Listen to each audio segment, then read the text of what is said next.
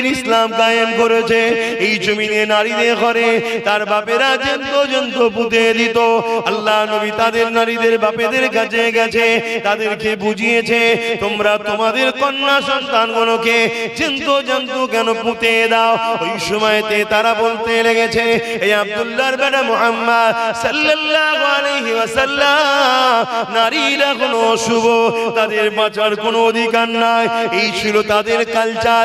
এই নারীদেরকে যারা জেন্ত পুঁতে দিত, এরা কেউ এক আল্লাহকে মানত না, এরা কেউ ইসলামের পক্ষে ছিল না, এরা নিজের হাতে হাজারো নকল খোদা তৈরি করেছিল। হে যুবকেরা, তরুণীরা, বাপেরা, আমার রাসূলুল্লাহ তাদেরকে বোঝাতে লাগলো, না না না না, নারী কখনো অশুভ নয়। মহান স্রষ্টা যিনি পুত্র সন্তান দেয়, তিনি কন্যা সন্তান দেয়। কন্যা এজন্য বানিয়েছে, পুত্র এজন্য বানিয়েছে, নারী পুরুষের মাধ্যমে এই জমিনে মানুষ জাতির বিকাশ ঘটবে। তাই কন্যারও সম্মান আছে, পুত্র সন্তানেরও সম্মান আছে। তবে আমি রাসূলুল্লাহ জানিয়ে দিই, কারো ঘরে যদি প্রথমে কন্যা সন্তান হয়, এর মানে ওই বাবাটাকে, ওই আব্বাটাকে মহান স্রষ্টা জান্নাতে সুসংবাদ দেয়। আরো জোরে বলুন সুবহান। ইসলাম নারীকে যে সম্মান দিয়েছে, ইসলামের মোকাবেলায় কেউ আসো না দেখি নারীকে সম্মান দিয়েছো বলো। শুনছেন? কিন্তু তারপরও ইসলামকে বারবার আঘাত খেতে হচ্ছে না, হয়নি? ইসলামের উপরে মিথ্যাচার হচ্ছে না, হয়নি? এর জন্য দোষী কারা? কথা বলুন। আমরা দোষী।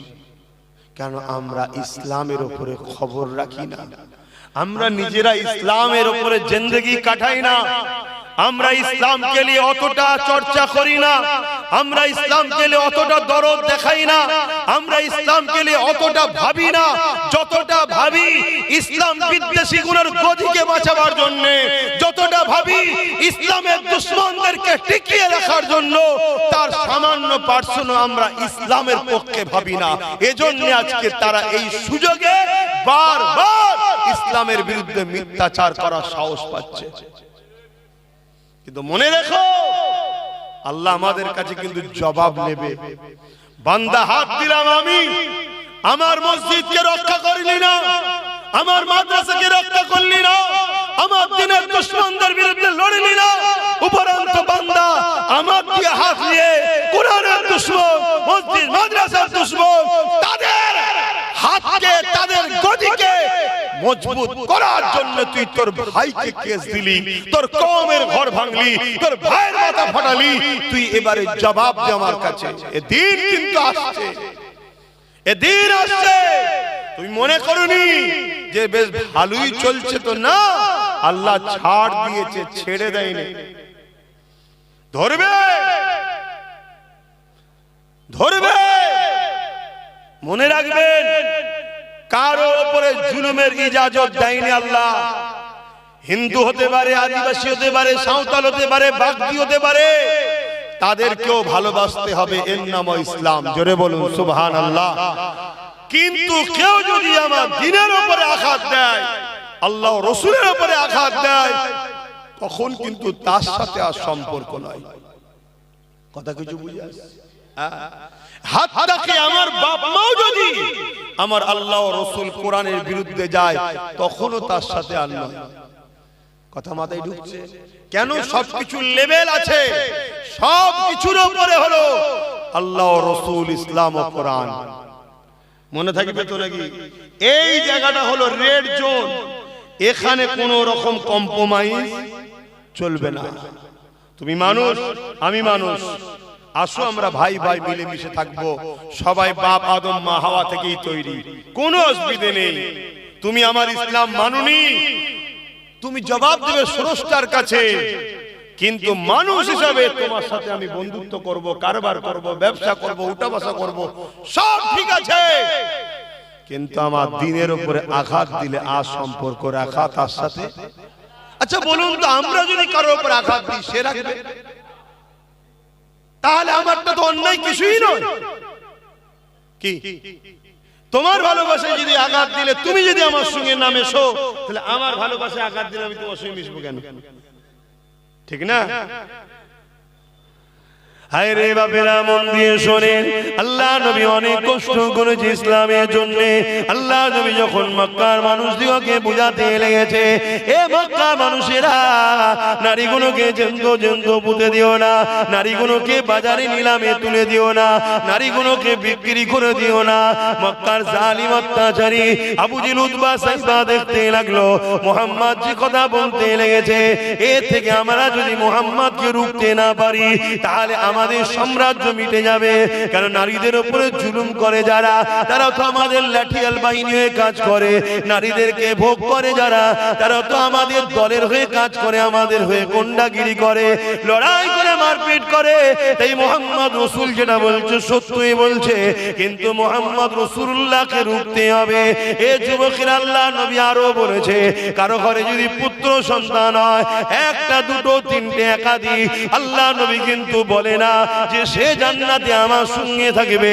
কিন্তু আল্লাহ নবী জানিয়েছে, কারো ঘরে যদি একটা, দুটো, তিনটে পর পর কন্যা সন্তান হয়, এই তিন কন্যাকে পেয়ে বাপ যদি মনে বেজার না হয়, ওই তিন কন্যাকে নিয়ামত মনে করে তাকে লালন পালন করে বিবাহটা দিয়ে দেয়।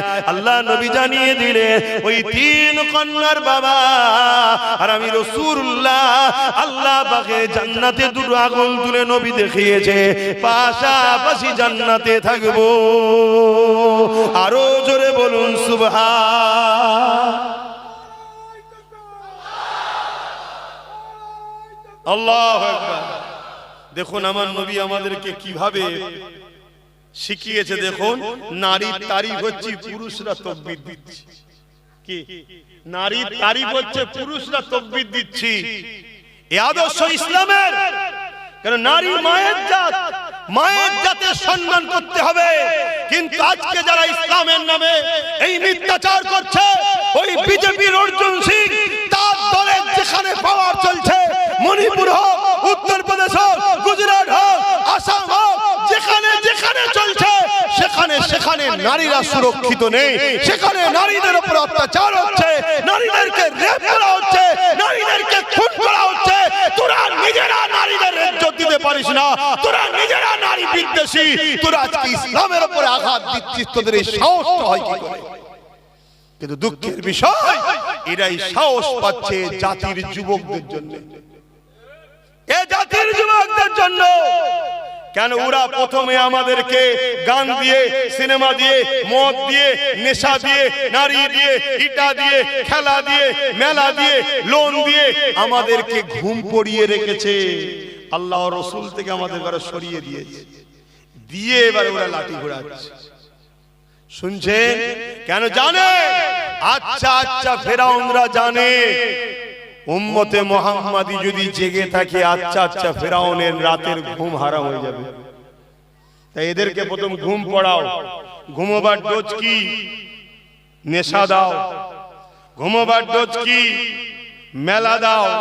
ওই নিয়ে এরা ব্যস্ত থাক, ওতে ওরা দিবানা মস্ত হয়ে থাক। এদের খেয়ালই নাই প্যালেস্টাইনে মা বোনকে মিটানো হলো। বিভিন্ন দেশে, ইরাক থেকে, কাবুল থেকে শুরু করে দুনিয়ায় আমাদের বাপ বোন, বাপ বেটিদের ঘরে উজাড় করে দেওয়া হচ্ছে। আমাদের মসজিদগুলোকে ভেঙে চুরমার করে দেওয়া হচ্ছে, মাদ্রাসাগুলো ভেঙে চুরমার করে দেওয়া হচ্ছে। আমাদের খেয়ালই নয়, আমরা খেলা মেলা গান নাচ নিয়েই ব্যস্ত। কথা বুঝছেন না? বোঝেন? আজ এ থেকে যদি বেরিয়ে না আসো উম্মত, মনে রেখে দিও, আমার আল্লাহ তোমাকে আমাকে মিটিয়ে দেবে। ইসলাম কিন্তু থাকবে। যাদের হাতে মিটাবে, তাদের মধ্যে থেকেই আল্লাহ ইসলামের লোক বেছে নেবে। দেখলেন না বাবরি মসজিদে যে প্রথম আঘাত করেছিল, তার হাতেই আল্লাহ 100 মসজিদ তৈরি করে নিয়েছে। জোরে বলুন সুবহানাল্লাহ। আজকেরই তো সেই দিন, 1992 6 ডিসেম্বর, একদল উগ্র হিন্দুত্ববাদী সন্ত্রাস ভারতবর্ষের 550 বছরের ঐতিহাসিক মসজিদ বাবরি মসজিদ, সেই মসজিদ বাবরের নামে তৈরি, কিন্তু মসজিদটা বাবরের নয়, বাবরের বাপেরও নয়। মসজিদ হলো রব্বুল আলামিন আল্লাহ। জনগণের টাকা, ইসলাম প্রেমিকদের টাকায় এই ঘরও সেদিন তৈরি হয়েছিল। সেই ঘরকে জোর করে এই 6 ডিসেম্বর 1992 একদল উগ্র হিন্দুত্ববাদী সন্ত্রাসরা মসজিদকে শহীদ করে দিল। মসজিদ শহীদ হয়ে সেই দিন ভারতের মুসলমানকে মেসেজ দিয়েছিল, তোমরা আমার কাছে না আসার দরুন আজ আমাকে ছিনিবিনি খেলা হলো, তোমরা আমাকে পিয়ার না করার দরুন আজকে আমাকে নিয়ে এরা শহীদ করলো, তোমাদের জন্যই আজ আমাকে এরা টুকরো টুকরো করলো, আমার ইটগুলোকে খুললো, আমার ঢালাইগুলো ভাঙলো, আমাকে এরা জমিনে মিশিয়ে দিল। এ উম্মতে মুহাম্মাদি, আমি মসজিদ কিয়ামতের দিনে তোমাদের বিরুদ্ধে নালিশ জানাবো যে আমাকে শহীদ করা হয়েছিল। উম্মতে মুহাম্মাদি ঘুমিয়ে থাকার কারণে সেই দিন বাবরি শহীদ হয়ে আমাদেরকে জাগিয়েছিল। ওটা তোমরা যদি ঘুমাও আমার মতো হাজারো বাবরি শহীদ হয়ে যাবে, কিন্তু এই জাতের এখনো ঘুম ভাঙেনি।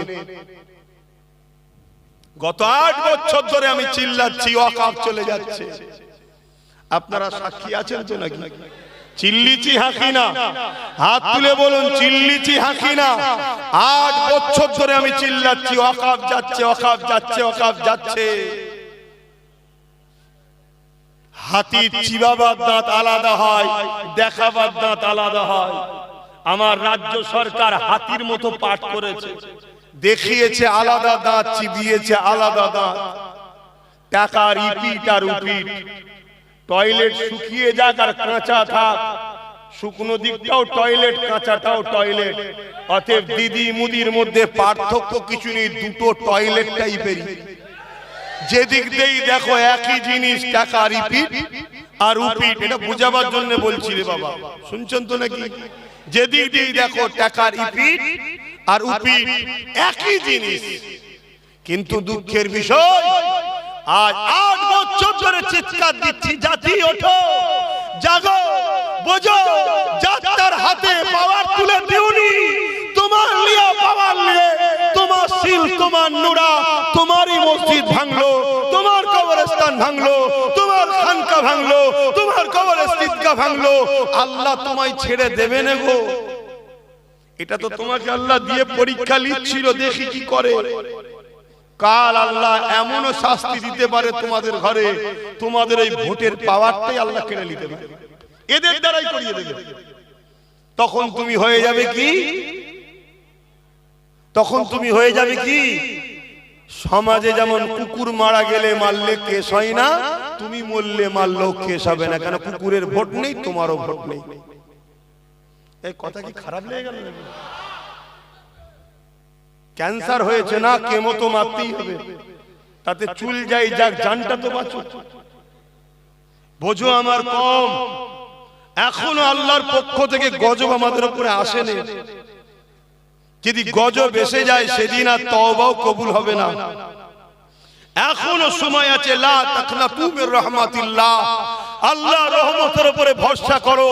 যে পাওয়ারে তারা আমার মসজিদ মিটাচ্ছে, যে পাওয়ারে তারা আমার মাদ্রাসা খানকা মিটাচ্ছে, যেমন লোহা না হলে লোহা কাটা যায় না, ওই পাওয়ারে আমাদের অংশীদারি হতে হবে, ওই পাওয়ারে আমাদেরকে ভাগীদারি হতে হবে। আমি হুজুর নাই নামলাম না, ইনি মাওলানা সাহেব নাই নামলো না, উনি ইমাম সাহেব নাই নামলো না, কিন্তু আমার ভাইটা নেমেছে। ইনার ভাই যদি নামে নামো, ইমামের ভাই যদি নামে নামো, তোমরা নামো, নেবে পাওয়ার তৈরি করো। যে পাওয়ারে ওরা আমার মসজিদকে তালা মারছে, ওই পাওয়ার তৈরি করে আমরা তালা খুলবো।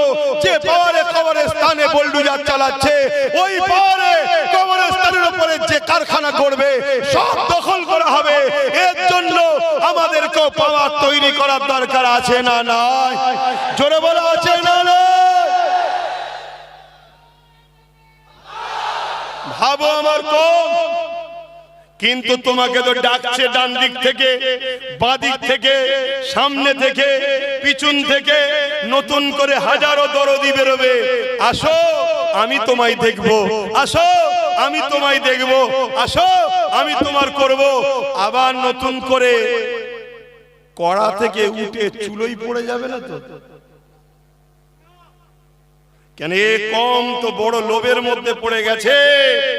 এখন পিছন থেকে কেউ যদি 200-500 কোটি মেরে দেয়, দিয়ে বলল তুই একটা নতুন কিছু করে ফেল, দল টল করে নিয়ে হই হই হই হই শুরু করে দে, দিয়ে আমার থেকে তো সরে যাচ্ছে, তুই একটু কন্ট্রোল কর। আবার যদি নতুন করে কেউ কিছু শুরু করে দেয়, আবার নিয়ে তোমাকে হই হই হই হই শুরু করে দিল, না ওদিকে যেও না, একটা শর্তে যাও, আমার ঘর আমি দেখব, আমার ঘর আমি দেখব, তোমার ঘর তুমি দেখো, দুজন মিলে একসাথে পাহারা দিই। কথা মাথায় ঢুকছে তো নাকি? আমার কথায় অসুবিধে পেয়েছেন? আচ্ছা বলুন তো ভাই, কেউ যদি মসজিদ মিটাতে চায়, কেউ যদি মাদ্রাসা মিটাতে চায়, কেউ যদি কবরস্থান মিটাতে চায়, এরা ইসলামের বন্ধু না দুশমন? জোরে বলেন। আর আপনি যদি একে ভোট দিয়ে শক্তিশালী করেন, আপনি ইসলামের বন্ধু না দুশমন? আমি সবার মুখে শুনতে চাইছি। তাহলে কেন্দ্র সরকার ওয়াকফ কালা কানুন করে মসজিদ মাদ্রাসা কবরস্থান মিটাতে চাইছে, হ্যাঁ কি না?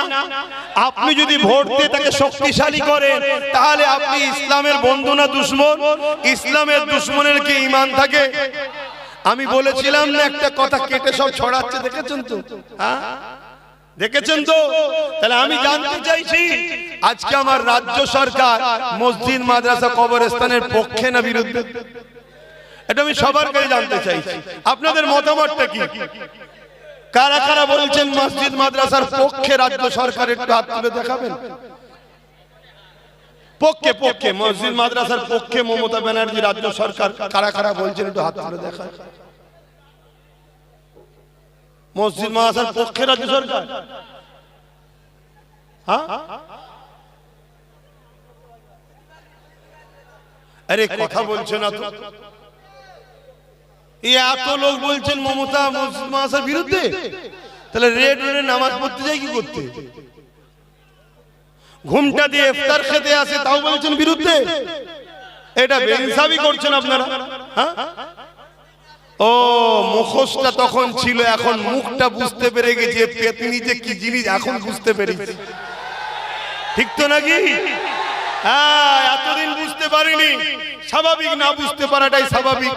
আমাদের মতো হুজুররাও ভুল করে ফেলেছি। আমরা কি, আমরা ভেবেছিলাম 10,000 মাদ্রাসা হবে, আমরা ভেবেছিলাম ডবল ডবল চাকরি হবে, আমরা ভেবেছিলাম ফুরফুরায় ঝিকঝিক ঝিকঝিক করে রেলে করে যাব,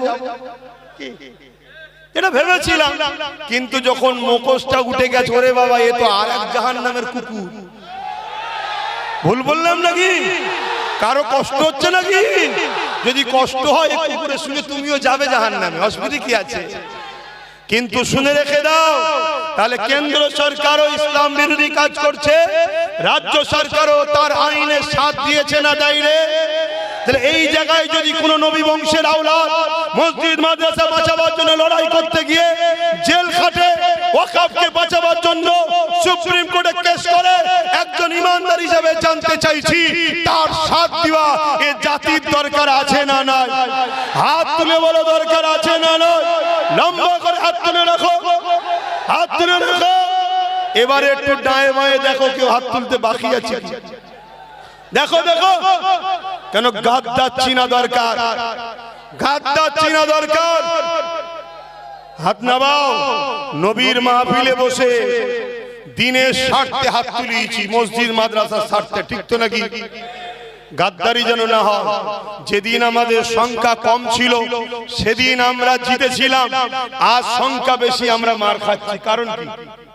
বদরে মাত্র 313 জন ছিল, ওই দিন বিজয় আমরা পেয়েছিলাম। ওহুদে ময়দানে 700 জন ছিল, লড়াইয়ের শেষ কিন্তু বিজয় আমরা পেয়েছিলাম। খন্দকের যুদ্ধে আমাদের সংখ্যা কম ছিল, বিজয় আমরা পেয়েছিলাম। এ যুবকেরা মুতার যুদ্ধেতে মাত্র 3000 আমাদের ছিল, 2 লক্ষ ছিল রোমেদের, কিন্তু বিজয় আমরা পেয়েছিলাম। সালাউদ্দিন আইবি মাত্র 12,000 ছিল, যেমন করে সেলিবিয়াদের 4 লক্ষ ছিল, বিজয় আমরা পেয়েছিলাম।